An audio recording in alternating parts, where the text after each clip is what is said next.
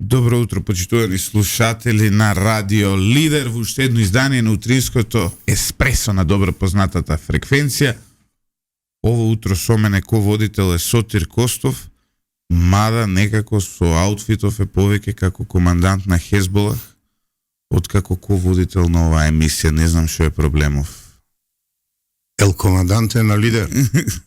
Ние сме спремни да ја направиме најубавата емисија за демократијата, плурализмот, слободата, љубовта и за Македонија. Како и до сега. Се е тоа уредо, ама страв ми е Мосад ке не упадне у студио, сега не гледаш ги ловат таму тие од Хезбола, па Иран напаѓа, па се и се што се. Има проблем Мосад со Израел, со Тел-Авив, да ги оставиме и да им посакаме мир. Да водите љубов, а не војна. Да се гледаме у очи. Водете љубов, а не војна е пораката.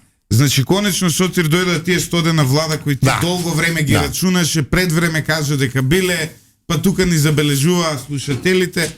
Вчера поминаа стодена, денес на 101-виот ден од владата. Те молам да го представиш нашиот гостин за ово утро, со кого ќе анализираме не само за стодена влада, туку и за наредните стодена, и за тие стодена предходно, и за тие предходно, и за тие после. Добро утро и добро дојде за Игор Јанушев, генералниот секретар на владата на Република Македонија, млад господин кога го запознав некаде 2006, 2007, 2008 во воздухопловството, во Министерството за транспорт и врски, човек на кого имав прилика да го гледам неговиот развој како политички, така и општо човечки, и еве денеска ни гостува како генерален секретар, како прв биг чиф на владата, јас би рекол, административец, шеф на административната во позитива и бюрократ, бидејќи бюрократијата беше позитивна појава кога се појави.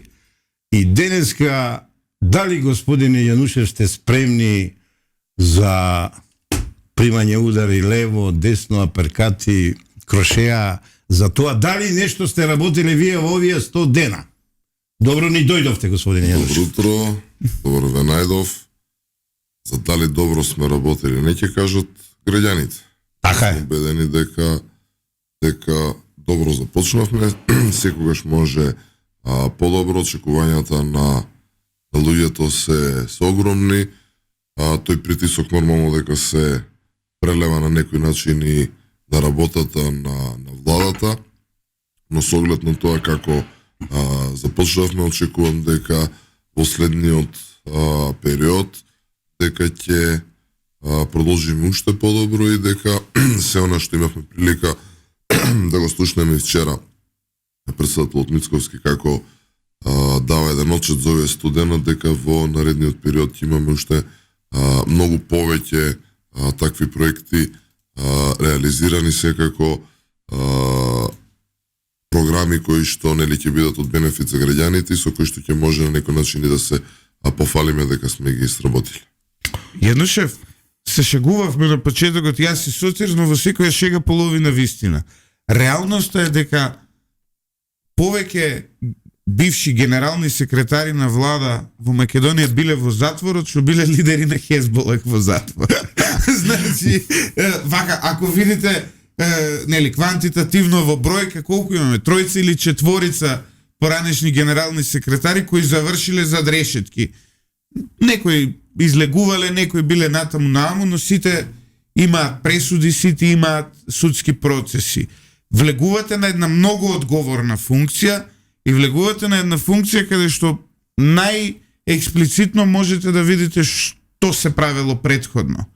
Се плашите ли од одговорноста, може би и поради политички реваншизам некаков, и да, што увидовте во овие 100 дена, што се случувало предходно? Немам од што да се плашам, јас политичкиот реваншизам го осетив на собствен грб во изминатите речиси 6 години, така да немам никаков проблем со тоа. Од друга страна, сум поминал повеќе од 15 на години работејќи на различни позиции во административниот апарат, да кажеме така, да знам како функционира системот и со тоа немам никаков проблем. Знам кои се слабостите, знам кои се предностите, знам каде можеме да придонесеме зистиот да се подобри во функционирањето, особено во делот на функционирањето на административниот дел на владата, така да сметам дека може многу од тој сегмент особено да придонесам. А во однос, што затекнавте? Што Како затекнавме? изгледа тоа? Вие примопредавате функција? Затекнавме буквално еден општ хаос. На секој поле. Од буквално неводење грижа за објектите, односно просториите каде што се наоѓа владата, до целосно искористување на државните ресурси за партиски цели. Така да хаосот е неверојатен.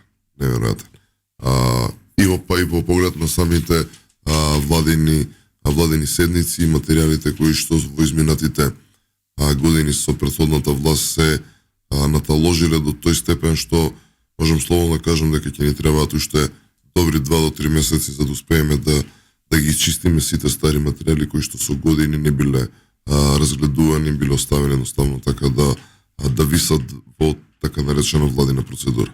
Значи, административен хаос. Ај се вака да видиме. Граѓаните ви избра за добро владење, граѓаните ви избра да водите Македонија кон раст и развој. И ја као брендолог одма видов некоја разлика. 5-6 години почнуваше школската година, немаше учебници, овој пат има учебници. Десетини кусур години она позитивната листа на лекови не е променета, дополнета собрањето за лековите на граѓаните, вие ја дополнихте во прва фаза, најавувате втора и трета фаза. Едно година дена немаше вистински инвестиции, видов големи, барем 2-3 вистински инвестиции, една екстра голема, 2 така солидни. Ајде на тој план да ни кажете што сработивте овие 100 дена, иако јас велам дека 100 дена е мал период да се покажат врвни резултати и трајни резултати, ама е период во кој може да се добијат добри индикации дали некој добро се однесува, дали некој се грижи за интересите на граѓаните и дали некој во својата свест го има јавното добро, јавниот интерес, па и би додал националниот и државниот интерес на Република Македонија. Што ќе ни кажете на тој план? Да не забораваме дека во овие 100 дена речиси половина од времето се изгуби со фокус на борба против пожарите и огнената стихија што ја зафати државата, и да не забораваме дека вака да се изразам така наречено најмрзливиот период во годината, бидејќи се годишните одмори.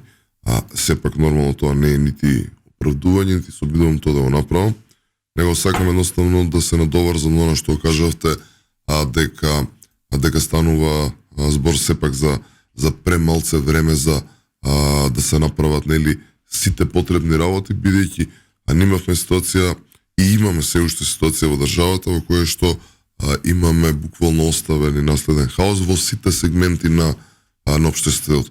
Значи не е да кажеме само здравството ни е проблем, па ќе се фокусираме на здравството, овде буквално треба се наеднаш да се стави фокус. Да, во право сте, за позитивната листа на лекови, воведени се, односно доставени се на позитивната листа на лекови 87 нови лекови, од кои што 9 87? Да, од кои што со 9 се генерички лекови. Понатаму во однос на инвестициите кои што ги спомнавте, значи и четирите инвестиции кои што се спомнаа се огромни инвестиции, да, едната двои, бидејќи станува збор за инвестиции од речиси половина милиарда долари, кои што на крајот на денот ќе продуцира и со голема бројка на вработени во Штипскиот регион, каде што и локацијата нова Ото ветерниците? Да, за Алказар Енерджи. Да, исто тука е Епсотек, значи инвестиција од околу 20 милиони евра, која што ќе донесе околу 110, значи повеќе од 100 вработување, што исто така не е за подценување. Тука е Вептек, инвестиција од 35 милиони евра, исто така над 100 нови вработувања, и да не заборавиме BMZ Group, кои што планираат да вложат околу 65 милиони евра, и една огромна бројка, бидејќи ова е индустрија која што е трудово побарувачка, значи негде околу 700 нови вработувања. Така да, кога ќе ги земе сите овие бројки, станува збор за голема сума на инвестиции, голем капитал влегува во државата и кога нели нормално ќе се реализираат во следниот период, станува збор за една солидна бројка од речиси од околу 1500 нови вработувања кои што ќе ги имаме, да кажеме, во периодот од во следнава прилика една година. Но исто така да не ги забораваме нели и останатите работи со кои што се соочивме, а реално не се нерешливи или не биле нерешливи, едноставно не се грижали, некој не се обидел да греши за тоа. А ќе спомнам само две работи. Тоа се исплатата на останатите плати на речиси 3000 вработени во национални шуми и АД водостопанство. Значи станува збор за огромни јавни. Тие беа останали 3-4 месеца без пари. Па некои повеќе. Мислам, значи 3000 луѓе со месеци беа оставени без плата, станува збор за речиси 1 милиарда денари, кои што успеавме да ги пренамениме и да ги исплатиме за останатите плати новие луѓе и дополнителни 2 милиарди денари кои што беше оставена дупка во фондот за здравствено осигурување, односно фондот за здравство, кој што исто така успеавме да ја покриеме во овој период од 100 дена. Знаете, имам дилема. Само ова па после имам дилема. Вчера ја слушав опозицијата. Филипче, сите негови соработници кажува дека ништо не се работела. Иган ни соопштува сосема поинаку со факти. Кому да му веруваме? Ама пред мене не, вистината е на една страна. Види, работа на опозицијата е да каже дека ништо не работат. Работа на власта е да докаже дека тоа не е така за и така функционира за системот во цел свет кај што има демократија сега. Пред мене имаме едно истражување на МКДМК, дали можеби вистината е овде од пред 2-3 дена обзнанено, каде што вели на едно прашање, ако сега има избори за кого ќе примерок од 1200 испитаници, за кого ќе гласате? 45,2% вела за ВМРО и коалицијата. Скоро 2%. 11,2% вела за СДСМ. Повеќе од да не е овде вистината, граѓаните значи имат очи, гледаат, имат уши, слушаат и имат раци, размислуваат. Па во таа насока зголемени се јас сум склон да му верувам на Игор Јанушев. На сите владеачки партии, тоа е чудно, значи и на ВМРО ДПМН, и на ЗНАМ, но и на коалицијата Влен, сите имате негде 2% поголема поддршка во однос на изборите.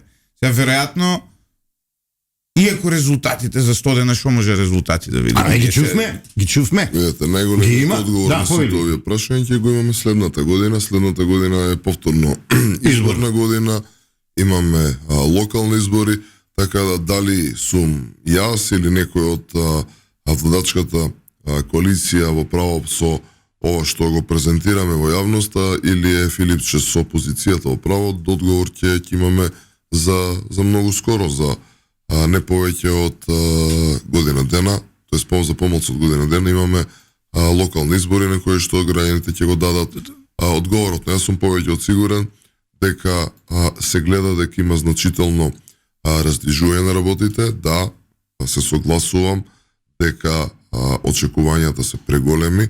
Исто така не е нешто што е неочекувано, значи нешто што го очекувавме, не поради нешто друго, пред се поради тоа што на почетокот што го кажав, тоа што ситуацијата е толку многу лоша, што луѓето едноставно имаат огромни очекувања буквално за се. Јанишев, ситуацијата така да тоа е нормална ситуација. Ситуацијата е лоша поради тоа што претходно имало некои кадри кои владееле со институциите, кои изгубија на избори тие кадри и тоа е тоа, значи поради нив е лоша ситуацијата. Но овде ова произлегува едно прашање од се ова. Вие како влада се уште немате разрешено голем дел од директорите кои ги наследивте од претходната влада. Еве ќе земам пример. Владата дава мерка за замрзнување на цени, таа мерка треба да ја спроведе државен пазарен инспекторат, кој го води Горан Трајковски, кој е кадар на Социјалдемократскиот сојуз. Истото, Сега студентите се вселуваат во студентските домови, таа институција ја води Виктор Велевски од Социјалдемократскиот сојуз. Вие се уште не разрешивте голем дел. Сега не знам кој е процентот во овој момент, не сум истражувал, но ние, барем, како медиуми се соочуваме со тоа дека голем дел од директорите се уште истите. Сега, како вие ќе спроведете реформи, како ќе спроведете нови мерки со истите луѓе? Да не го правам примерот со јавната куќа и чаршафите, нели дека... Ве разбирам. Да. И точно е тоа дека... И ова е забелешка од луѓе од ВМРО ДПМН. Дел од директорите се уште, односно раководните функции на одредени институции се уште не е направена промена. Не се согласувам со тоа дека се голем дел. Напротив, станува збор за еден мал дел, но сепак може кој сака да замерува и кој сака да се лути за тоа зашто не сме постапиле, без разлика дали доаѓа од ВМРО ДПМН или не. Она што владата го прави и постапува е да постапува согласно закон. Во оној момент кога ќе имаме законски услови за некој да биде именуван или разрешен, тогаш владата ќе постапи по истото, бидејќи дел од директорите се бираат и на собрание, дел од директорите се врзани со мандати, дел од директорите се врзани со менеджерски договори, сегде онаму каде што владата можела да постапува и да направи именување и разрешување одредена раководна функција, без при тоа да предизвика штета за државата по било кој основ, го прави тоа. Се прават напори и нормално дека во следниот период ќе се заврши за скоро време со доекипирањето на владините институции со раководители од владината коалиција. Само да напоменам дека впрочем и тоа е тоа што претhodно го напоменам неколку пати, односно го потенцирам, дека луѓето се нетрпеливи ради потребата од промени за подобро. Иначе, ако се навратите наназад, промените на раководните позиции никогаш не се случувале побрзо. Јас само ќе кажам дека, еве, кога 2017 се случи промената на локалните избори, јас речи си 3 месеци, цели 2 месеци, бев се уште директор и не бев разрешен. Така да, имаме се уште институции каде што не е направена промената, не се согласувам дека се многу, има еден дел, но не е тој таков значителен дел, но има сериозни причини зашто во некои случаеви не се соочувате со менаџерски договори дека има... Тоа е, Злате. Ова област ми е позната мене. Во меѓувреме се изменија дел од законите со кои што дел од раководните позиции, односно луѓето кои што се на раководните позиции се многу повеќе заштитени од претhodно, значи едноставно за некој треба и време за да се спроведе постапката во именување надзорни одбори и тоа држи вода Сотир, надзорни одбори, управни одбори кои што после тоа ги именуваат, за некои се распишуваат, односно е потребно се распишуваат огласи за избор, така да нема нешто што е единечна или како да кажам симплифицирана процедура, истоветна, која што треба да ја следиме. Речи си за секоја институција е барем во еден сегмент различна постапката. Ај сега да споредиме со кога дојде Заев на власт. Е многу чудно и смешно затоа што сега пази, ако вие водите, нели, државна институција, вие практично им служите на граѓаните. И сега наеднаш вашата служба се зачинува со менаџерски договор кој сегде во светот инструмент на приватните компании. Некако ми ова... Не.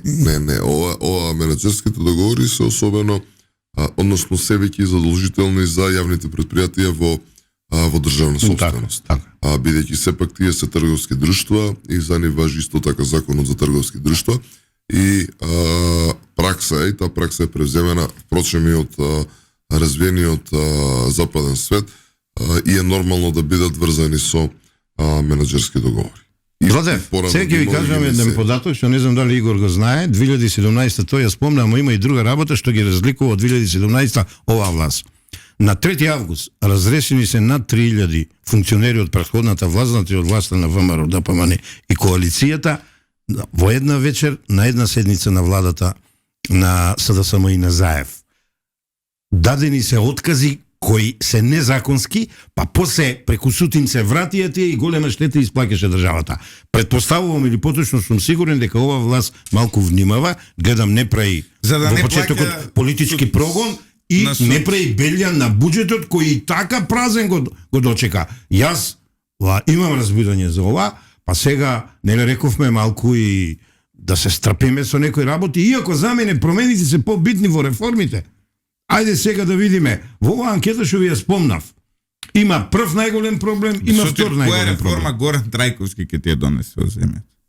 Сега види, јас сум малку Кажа другата страна кажа ја Игор, застапува. кажа Игор дека Која реформа? ќе си дојдат промените, ама реформата треба да биде припремана. Значи, тимовите треба да бидат направени, законската регулатива треба да се подизмени, свежа крв да влези, бидејќи прв најголем проблем сите граѓани анкетирани го кажуваат корупција и организиран криминал. Да, али овде се припрема нешто, дали ќе имаме вистински длабински реформи, бидејќи сите знаеме дека корупцијата е високо всадена во владините структури на претходната власт. Значи, канцерогенини се институциите. Што на тој план припрема вашата влада? Мислам дека во периодов кој што помина во овие 100 дена бевме сведоци на повеќе полициски акции, случувајќи многу обвиненија пред се и против полициски службеници, но да не ги заборавиме тука и нормално па веќе мислам дека тој предмет и де факто во еден дел заврши со признавање на вина и на суди од највисоките судски инстанции, Врховен суд, правобранители и така натаму. Совет на обвинители.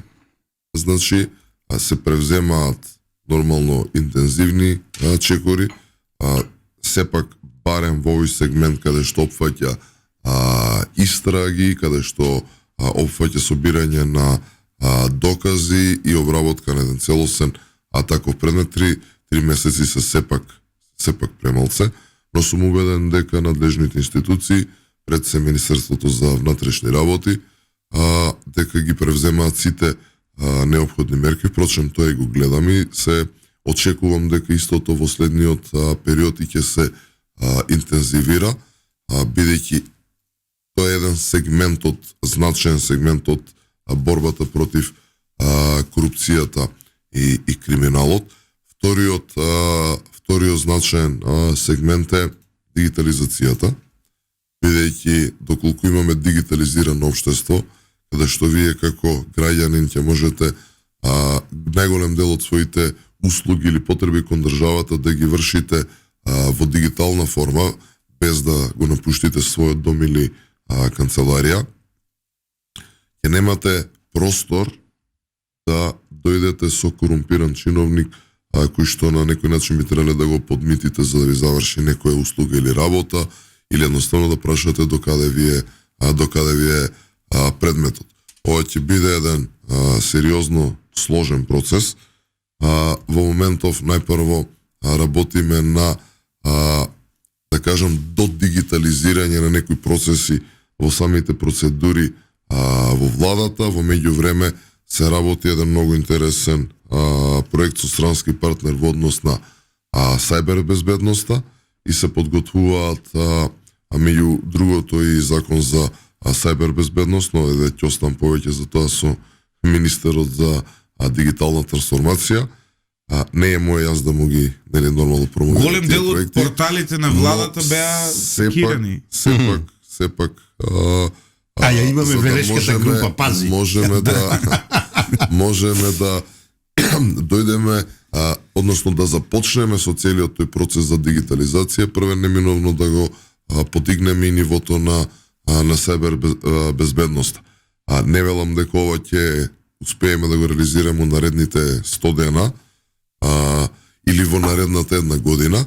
Ќе бидам пресреќен ако успееме и целиот овој процес да го започнеме на ниво нели веќе на реализација до крајот на следната година, бидејќи сепак макотрпен процес кој подразбира буквално многу работа од дата центри до целосни анализи, поставување на како ќе функционира целата таа структура, бидејќи ако сакаме да воспоставиме еден таков систем, тој е систем кој што мора да ги опфати сите.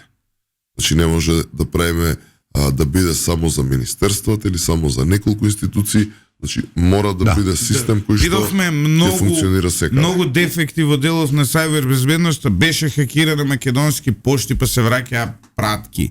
На сајтот на владата се продаваат чевли едно време. На сајтот за јавни набавки се копаа некакви криптовалути, преку него имаше една серија на небулози, а во однос на дигиталните услуги, еве како граѓанин ќе ви кажам, последните системи дигитални, каде што вие може да си извадите некој документ, да поднесете барање дигитално или нешто слично, се направени во 2017 година. Ние имаме 7 години владење на СДСМ без ниту една дигитална нели нова алатка, нешто што полесно ќе се соочиме со него. Дали зборуваме за образование, министерството, за било кое образование, сите системи се од претходни. Тука ќе имате голема задача. Она што исто така е важно за институциите, ние постојано ќе излезат некои експерти на телевизија и ќе кажат ние имаме превработена администрација. Ние ќе од друга страна ќе видиме некој министер, некој директор, некој државен секретар, па со други изјави ние немаме доволно луѓе во тој сектор и не може таа работа да ја завршиме. И сега Немој да мислиш дека едното го исклучува другото.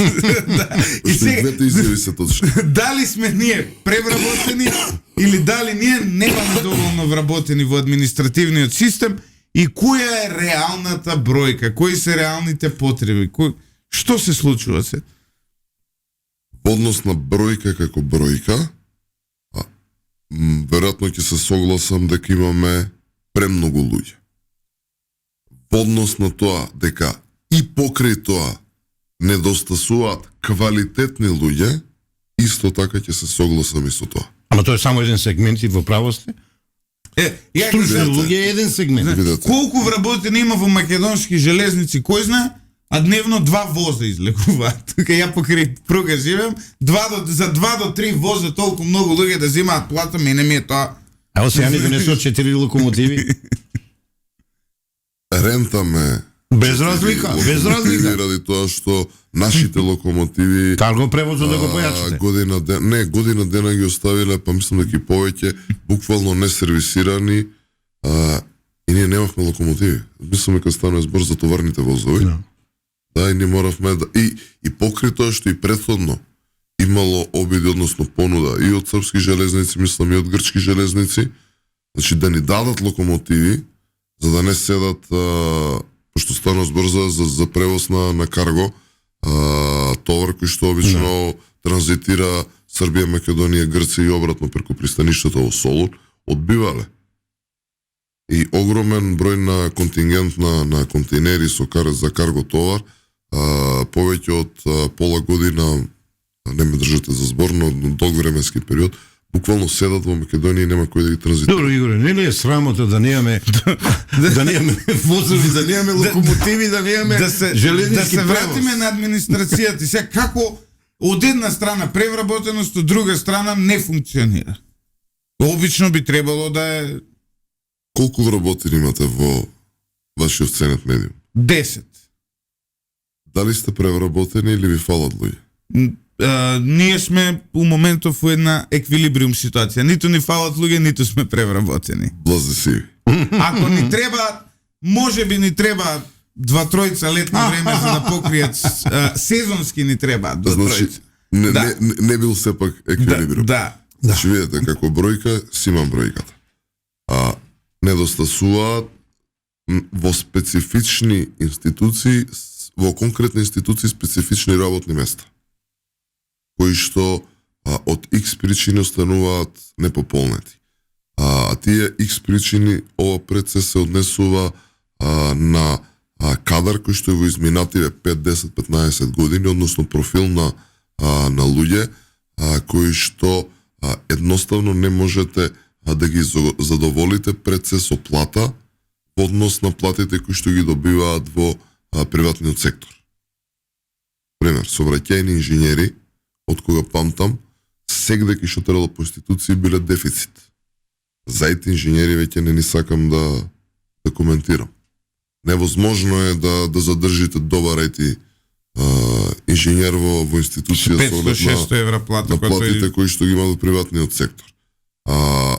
Не знам, понатаму додеме градежни инженери, архитекти, особено по министерствата и останатите органи на државна управа, кои што реално има потреба од нив. И тоа што сме го имале, веќе отидено во пензија, или дел од луѓето веќе се префрлиле во некои други институции за поголеми плати или отишла да работат приватно. Немате дефицит на правници и економисти, Има и претпоставувам. дефицит на правници, веруваме дека има. Збориме за квалитетни правници. Види, еден од најбитните сегменти во функционирањето на владата, особено во овој дел што јас го покривам во подготвувањето на материјалите кои што треба да одат на седница на влада и секретара за законодавство. Верујте дека станува збор за чисто правничка работа. Нема квалитетни правници кои што сакаат да работат таа работа за тие плати. Во последните 7 години никој не претвори во Алиса во земјата на чудата, Република Македонија ја претвори, од причина што имаме илјадници невработени на агенцијата пријавени, а во последните неколку конкурси добивам информации не се пријавува. Ама не, има и друг абсурд. Ама значи чекај, што е работа вчера на излезе Златев? многу добра статистика еве за универзитетите. Тие не се под владата, нели имаат некаква автономија. Во последните 10 години на универзитетите бројот на студенти се намалил за 10.000, вкупниот број, а бројот на професори се зголемил за 1.000. Значи ние имаме повеќе професори. Еве ти го твојот еквилибриум во негатива. И помалку студенти. Значи тука и бројот на универзитетите и факултетите и квалитетот на образованието кој што го добива студентите, да. А повеќе професори си. Па Мерку универзитет имаме и горе. Не, зборуваме за државните. Не само за државните, ја и приватните, не ги делам за државните. Факултети и универзитети мене ми се исти, тие не образуваат, тоест децата, внуците не ги образуваат, па и не ги воспитуваат. Мене ја еднакво ги гледам, али Мерку универзитети не сакам. И ве молам вие новата власт да не правите така. Не сакаме никој, колку што знаете веќе донесовме неколку одлуки на предлог на министерката за образование за укинување на дел од студиските програми, на дел од факултетите на тие универзитети кои што не исполнуваат услови. И мислам дека тој процес, тоест не мислам, убеден сум дека тој процес ќе продолжи, бидејќи знам дека се работи во таа насока. Да. Па и треба и издржливост и трпение. Ја колку знам, програмата на владата не е за 3 месеца, програмата на владата е за 4 години. Треба фазно малку да ги гледаме работите. Само немој да ми забегувате Она што барем еве сега можеме да се пофалиме и да покажеме е она што и вие го спомнувате неколку пати, тоа е покажуваме разлика во однос на претходните влади. Направи разлика, make a difference. Често го употребувам. Разликата исто така треба не само ние како сегашна влада, него и сите идни влади да сватат дека ако има нешто што е започнато, без разлика кој го започнал, а може да додаде вредност, дека не треба да се трне на страна. Во изминатите неколку години се водеше еден проект за изработка на национална развојна стратегија. Добро, не беше воден од претходната влада, туку UNDP го работеше целиот тој процес, во кој што беа вклучени неколку години буквално сите општествени чинители. Од институциите, политиката, универзитетите, МАНУ, буквално сите. И конечно таа стратегија пред една недела се усвои на влада, бидејќи станува збор за 20 годишна развојна стратегија на државата, неминовно е таа да се гласа и во собрание, и впрочем ќе биде донесена на ниво на закон. Очекувам дека на некој од следните седници на собранистата да биде ставена на дневен ред. врз основа на таа стратегија, понатака треба да се разработуваат сите останати стратегии во државата. Врз основа на таа стратегија, првично ќе се, односно веќе се разработуваат 10 годишни програми, кои што потоа ќе се разложат на 5 годишни програми и годишни програми за работа на владата од тука и на институциите. Во меѓувреме работиме и на измена на некои од документите за работа на владата, а поентата на крајот на денот е секој еден министар да добие врз основа на тие 5 годишни програми за работа, конкретни пишани проекти и задачи за кои што ќе треба на крајот на денот да реферира и да каже што од тоа е исполнето, каде не успеале да завршат, со каков проблем се соочуваат, или на крајот на денот, ако е неспособен и ако не се врши задачата, што би се рекло народски, да бараме друго дете. Да, промена. Ние не може да бараме друго дете, едно имаме тука само во режија и го замолувам детето да пушти пауза за реклами, по која се враќаме во вториот дел во емисијата, во која малку повеќе за политика ќе говориме. Се враќаме назад во студиото на Радио Лидер. Соти, ради твојата рубрика, сега идеме, треба да што е слоганот на денешново твое постоење и сликата на денот да ја проанализираме. Прво со слоганот 30 секунди. Денеска го имаме Рајко Жензифов, кој вели: друговерци, другоземци, френци и немци, не гибајте нарави наши со склети моди ваши.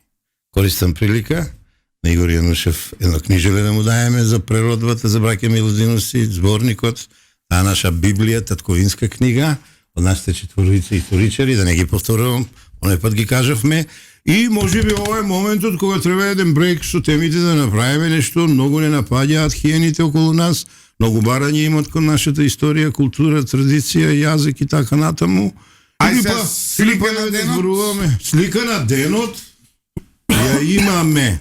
Сега треба да објасниме на Бетменот, тој е во право кога вели за името на црквата Сакракер, ама сликата сепак е скршено срце, од причина што таму одат заљубените, разочараните, а во последно време и преварантите, оние со шибицеве што прават и што надуват, и кога авторот на сликата ме слушал мене 50-15 години, како ја раскажувам приказката, како ги гледав влюбените пред таа црква,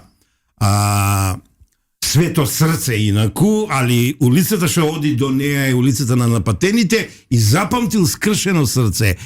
Името на сликата е скршено срце, а не свето срце, како што е името на црквата, една од најубавите цркви, најубав проглед компарис и така натаму. Со оваа исправка, ајде малку да збориме, може би за состојбата во коалицијата владина, или ќе збориме за односите Бугарија, Грција, Македонија и така натаму. Ајде, Злате, тебе ти го предавам микрофон.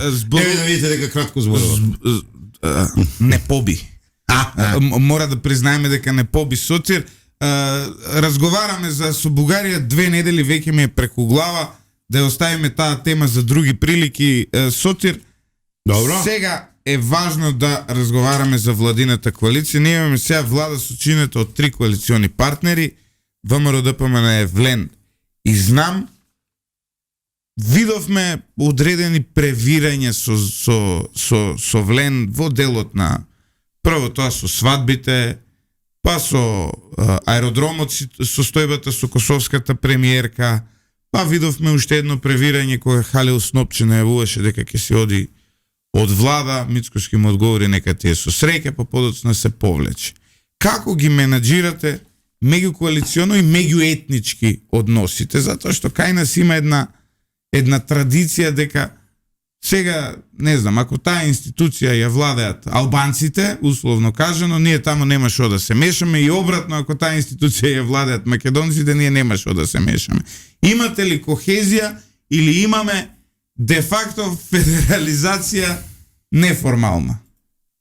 Започнемо од она што го наведувате како проблеми во владината коалиција, неколкуте примери. Јас воопшто не гледам така на тоа. Едноставно имаме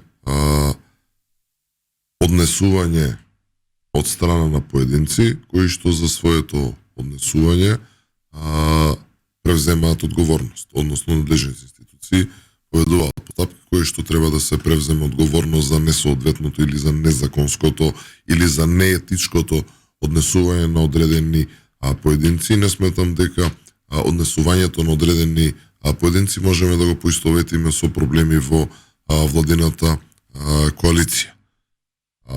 Да, нормално е дека во една коалиција, па и не само во една коалиција, и внатре во една партија, да има различни мислења и да нема секогаш едногласие, и не гледам како нешто негативно на тоа. Едноставно различно гледаме на одредени процеси, на одредени работи, и впрочем сметам дека тоа допринесува од позитивен аспект на тоа како ќе се развива коалицијата и како ќе се развива владата.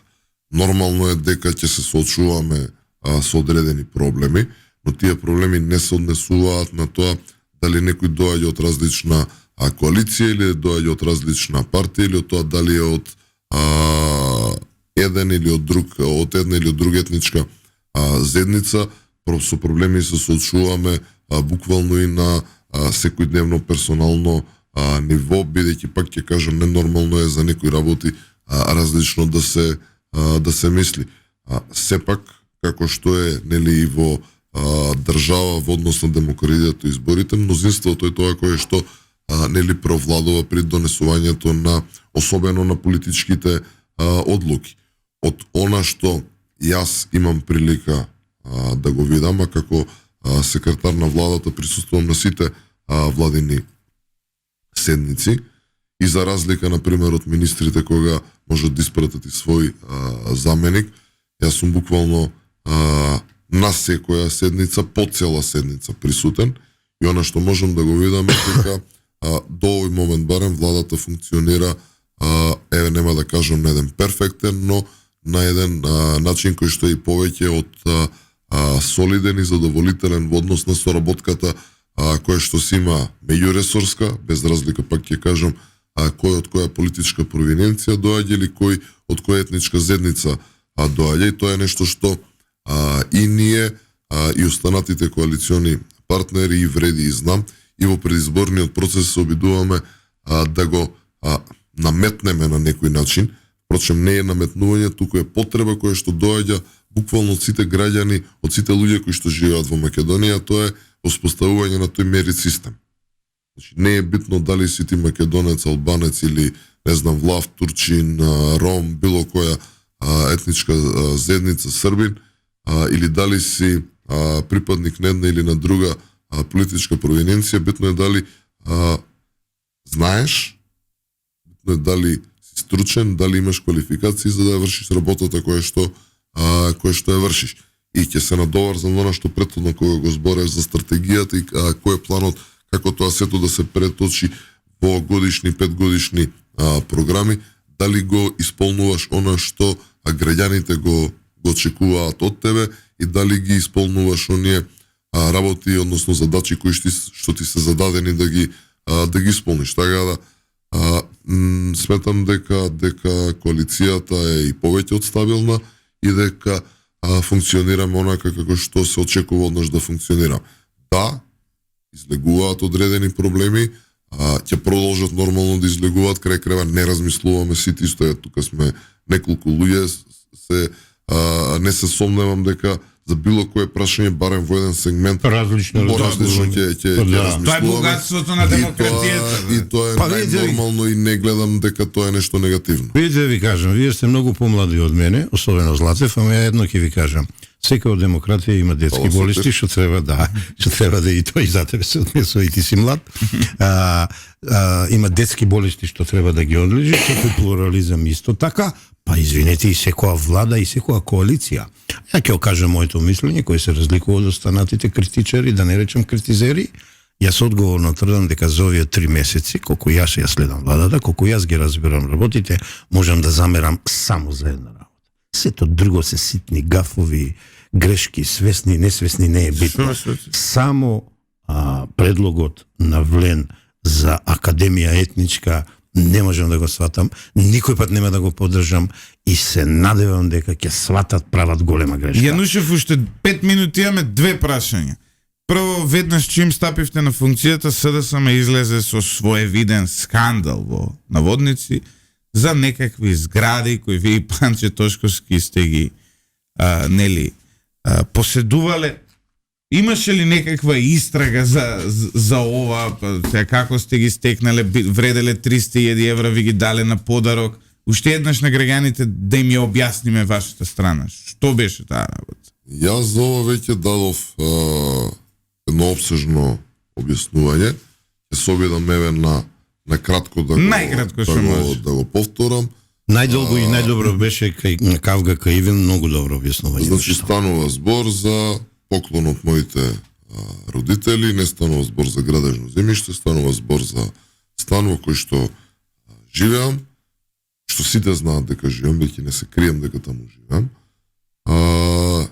Беше едноставна грешка направено, затоа што сајтот на Државната комисија спречување на корупција од пред некое време е апдейтиран, што значи дека кога електронски се внесуваат податоците, кога внесувате податоци за имот, се внесуваат по бројот на имотниот лист кој што го имате, кој ќе го внесете бројот на имотниот лист, по автоматизам, пошто е поврзан со катастар, ги превземам податоците од имотниот лист. Кога тоа ќе го направите, има едно drop-down мени, каде што дава да одберете за видот на недвижноста за каква станува збор.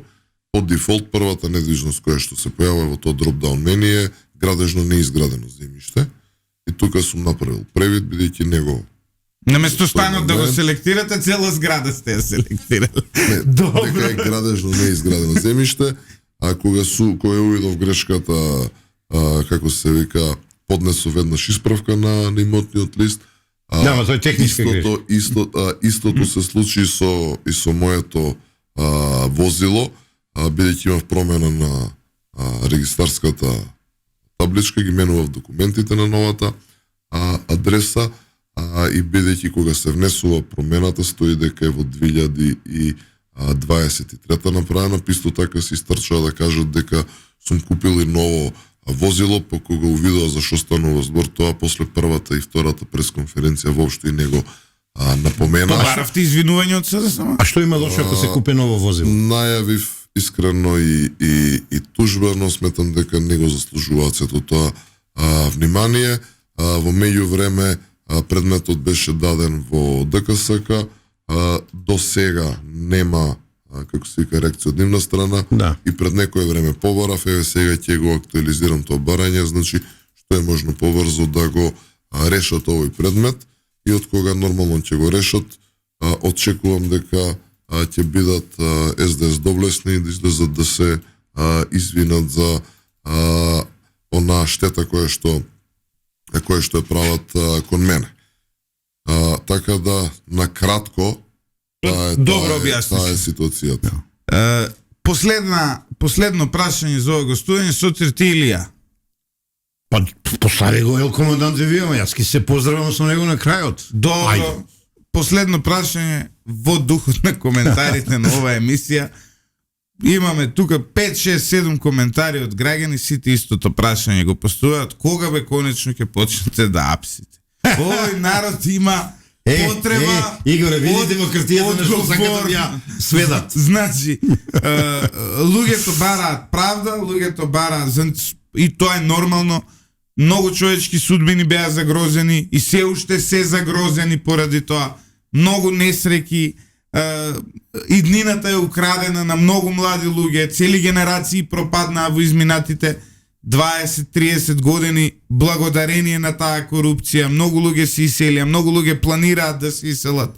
Кога ќе видиме правда и ќе преземете ли конечно нешто? Знам дека сите бараме инстант решение, но ние сме граѓани, тоа е тоа.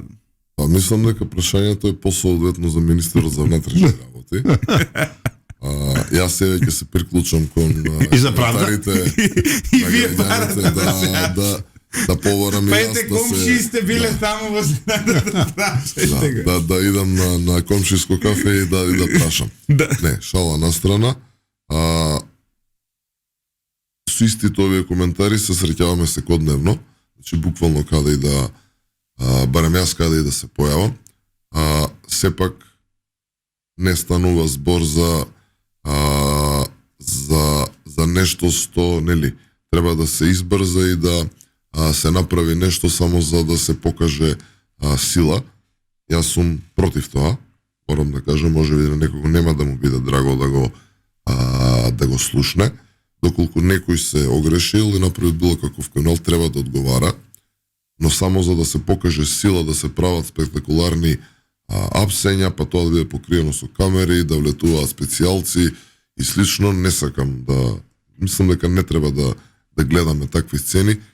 Треба органите на прогонот, да тоа МВР, обвинителство, кој да постапува врз база на собрани докази и основани сомненија, значи да си постапуваат. Јас сум убеден дека во периодот што следи веќе имавме неколку големи акции во кои што се случија апсења, но сметам дека треба системски да се работи, квалитетно и професионално, да се сработат тие предмети и доколку навистина се докаже дека ке некое лице има повеќе елементи на сторено кривично дело, тогаш да се постапува и да се реагира, или како што вели народот да се апси, бидејќи таква една перцепција се наметна во сите овие години после се што ни се случуваше под, нели, по покривот на политичкиот прогон, да ние заборавивме дека еден од најважните постулати и во правото и демократијата е правото на презумпција на невиност. Создадовме една ситуација дека може било кој да излезе во јавност, дали е тоа во медиум или да напише нешто на социјалните мрежи и веднаш одредено лице да се стигматизира дека е најголем криминалец, без при тоа да се водиме од основните постулати на тоа како треба да функционира демократијата. Ви благодарам многу. Јас само гледам колку пореки ви стигнаа на телефонот, веројатно за работа. Ја никад не би го работел. Добро да се... Морам да видам вака. Злате, да се заблагодарам на Игор, кој од прва го обезбедивме, за следната среда да најава министер или наш разговор за правда, апсење, слобода. И еве да констатираме, ел команданте, војните маскерни одела ги тргнавме, ги прогласувам за мртви сите тенденции за дестабилизација на нашата демократија и слобода, демократија и љубов, а не дестабилизација и војни размислувања. Довидување. Ти благодарам, Сотир, многу. Ти благодарам и за тргањето на маскирната униформа, затоа што многумина помислија дека Насралах е жив. Значи, почитувани слушатели, останете со 98,1. Се гледаме повторно утре изутре на наша тема ќе биде малку надвор од Македонија, ќе биде Блискиот исток, кој така годишно 5-6 пати не е тема, се навикнавме, но овој пат изгледа работата е многу посериозна.